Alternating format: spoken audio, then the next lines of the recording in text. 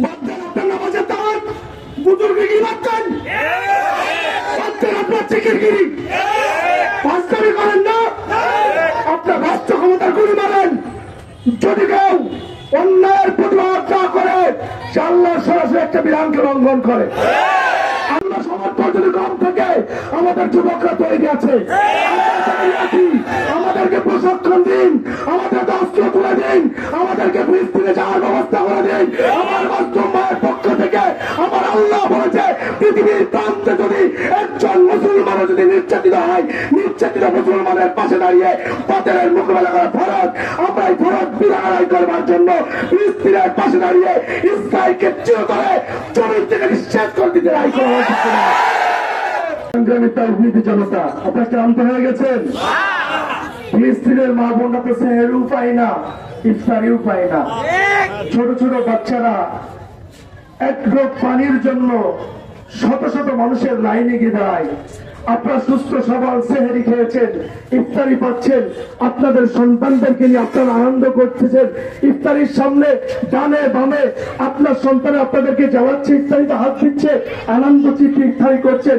একবার কি ভেবে দেখেছেন? হ্যাঁ মুসলিম কি হলো, আপনাদের ঘুমিয়ে গেলেন? অতএব ঘুমিয়ে যাওয়ার সুযোগ নেই। সুযোগ আছে নাকি? এখন তৈরি হওয়ার সুযোগ। এখানে দুইটা ব্যানার আছে, দেখেছেন? কাছাকাছি মুসলমান। বাতিল পরাশক্তিকে বলতে চাই বিশ্বের মুসলমান এখন কাছাকাছি। অতএব মুসলিম যদি এক হয়ে যায় তাদের কোনো কারণ বশত পৃথিবীতে তোমাদের কোনো অস্তিত্ব থাকবে না। অতএব মুসলমানদেরকে বলি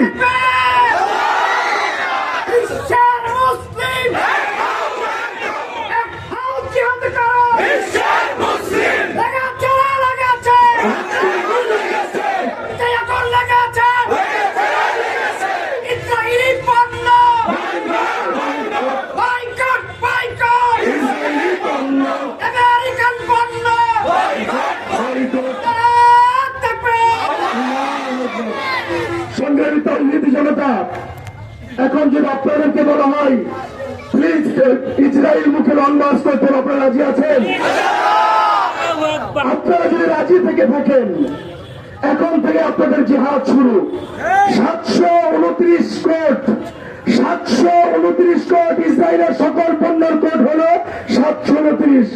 এই কোটের যত পণ্য আছে এখন থেকে জিহাদ শুরু। আমরা বয়কট করলাম। আপনার দোকানে আছে, আপনি ফেলে দিয়ে না, পায়ের নিচে রেখে দেন, আপনি ব্যবহার করে শেষ করেন, বিক্রি করেন না। কথা বলেন ঠিক না? এখন থেকে জিহাদ শুরু। 729 নম্বর কোট মনে রাখবেন। দ্বিতীয় নম্বর কথা হলো সংগ্রামী তাওহীদি জনতা, আমাদের উপদেষ্টা সরকার আপনারা জানেন তো উনি নিন্দা জানিয়েছে। উনি ইসরায়েলকে বলেছে শান্ত হতে। আসলে কি এটা প্রতিবাদ? আপনারা কি হিজড়া হয়ে গেছেন? এদেশ থেকে 1.5 ছাত্র প্রতিবাদ সরকার শেখ হাসিনাকে ফেলতে পারে, আপনি ইসরায়েলকে কোনো করতে পারেন না। যদি আপনার আর্মি, আপনার পুলিশ বাহিনী, র্যাব বাহিনী, আপনার বাহিনী যদি পিছিয়ে ফেলে তাওহীদি জনতা কখনো পিছিয়ে পারবে না। বলে বলেন দেখতে, কারণ বাংলার মুসলমান যখন সামনে এগোয় পিছিয়ে থাকার সবাই থাকে না। এর প্রমাণ করে দিয়েছে বরকত জব্বার, এর প্রমাণ করে দিয়েছে আবু সাঈদ মুক্ত, এর প্রমাণ একবার করতে চাই আমরা তাওহীদি জনতা। বলে বলেন দেখতে না। উপদেষ্টা সরকারকে বলবো ওই ভিজা থুতু দিয়ে ছাত্র যাওয়ার চেষ্টা করবেন না, সরকার প্রতিবাদ করুন। সৈন্য সমর্থন যদি কম থাকে আমাদের যুবকরা তৈরি আছে,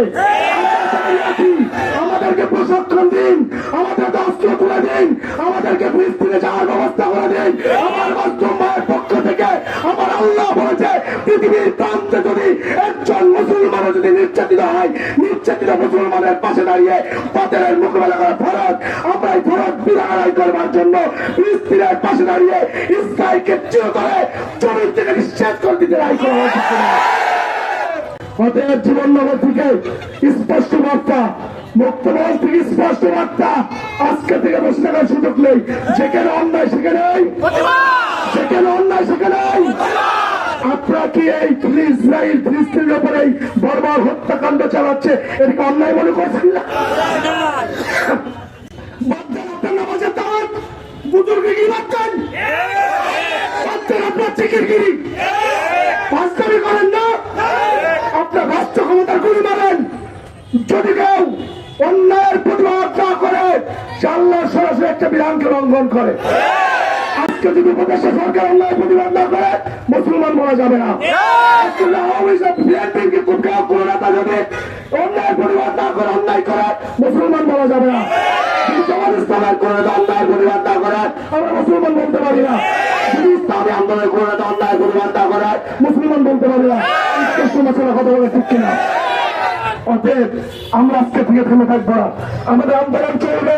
আমাদের মুরব্বীর যখন নির্দেশনা দেয় নির্দেশনা মেনে আমরা বাতিলের মোকাবেলায় ইসরায়েলের মোকাবেলায়